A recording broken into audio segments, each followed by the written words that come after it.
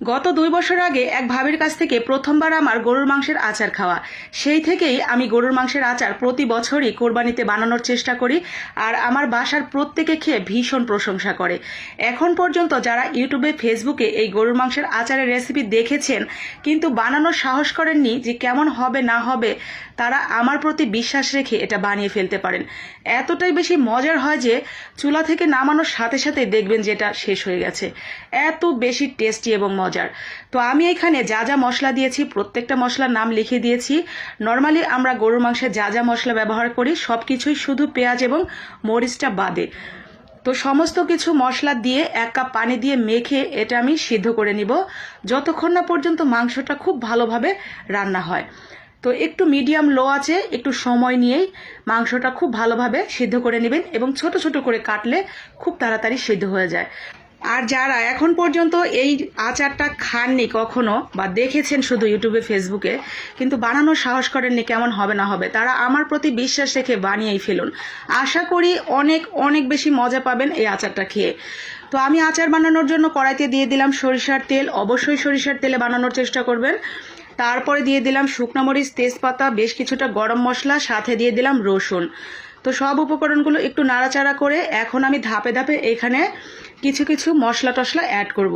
এখন দিয়ে দিচ্ছি 1 টেবিল চামচ পাঁচফোড়ন। পাঁচফোড়নটা চাইলে গুঁড়ো করেও দিতে পারেন, না চাইলে এইভাবে আস্তও দিতে পারেন। তারপরে এখানে আমি 1 টেবিল চামচ পরিমাণ সরিষা বাটা 2টা কাঁচামরিচ দিয়ে বেটে নিয়েছি। তারপরে দিয়ে দিলাম সেই সরিষা বাটা। তো দিয়ে একটু নাড়াচাড়া করে এখন আমি তারপরে দিয়ে দিব সেই আপনার সিদ্ধ করে রাখা গরুর মাংসগুলো। এই গরুর মাংসের আচারটা এত বেশি মজা হয়, আমি আসলে না খেলে এটা কখনো বুঝতেই পারতাম না। সরিষার ফ্লেভার, সাথে আপনার আমি এখানে তেঁতুল ইউজ করব, সেই তেঁতুলের হালকা একটা টক, একটু চিনি দিব, সেই চিনির মিষ্টি মিষ্টি টেস্ট, মানে সব কিছু মশলা টশলা মিলেমিশে একটা মানে অসাধারণ লেভেলের একটা টেস্ট হয়। অবশ্যই বাসায় একদিন ট্রাই করবেন। এটা মানে আপনি ভাত, খিচুড়ি সব কিছুর সাথেই খেতে পারবেন। আর আমি আমার বাসার প্রত্যেকে এটা এমনিতেই শুধু শুধুই খেয়ে ফেলি। এত বেশি টেস্টি, এটার মানে বানিয়ে আসলে রাখার কোনো উপায় নেই, এত বেশি মজা হয়। তো একটু তেঁতুল দিয়ে দিলাম একটু গুলিয়ে, আর লেবু দিয়ে দিলাম একটা পাশ কেটে। লেবুটা দিলে মাংসটা নরম হতে সাহায্য করবে, আর লেবুর ফ্লেভারের কারণে খেতেও আরও বেশি ভালো লাগবে। তো একটু লেবু দিয়ে দেওয়ার চেষ্টা করবেন। তো এই পর্যায়ে আমি এখন দিয়ে দিব 1 টেবিল চামচ চিনি। চিনিটাও দিবেন। চিনি আর তেঁতুলটা দিলেন, চিনিটা দিলে একটা ঠিকঠাক ব্যালেন্স হবে এবং খেতে ভীষণ ভালো লাগবে। তো আমার কিন্তু এই পর্যায়ে আর তেমন কিছু দেওয়ার বাকি নেই, জাস্ট একটু বিট লবণ দিয়ে এখন শুধু রান্না করলেই হবে। তো বিট লবণটাও দিবেন, খেতে আরও বেশি ভালো লাগবে। তো এখন শুধু নাড়তেই থাকবেন, নাড়তে নাড়তে নাড়তে নাড়তে একটা পর্যায়ে যখন এই মাংসর কালারগুলো অনেকটা কালো হয়ে আসবে, ঠিক তখনই হয়ে গেছে, নামিয়ে নেবেন। এই মাংসের কালারটা কেউ যদি চান অনেকটা বেশি গাঢ় করে নামাবেন, সেই ক্ষেত্রে আরও বেশি কিছুক্ষণ নাড়াচাড়া করে তারপর নামাবেন।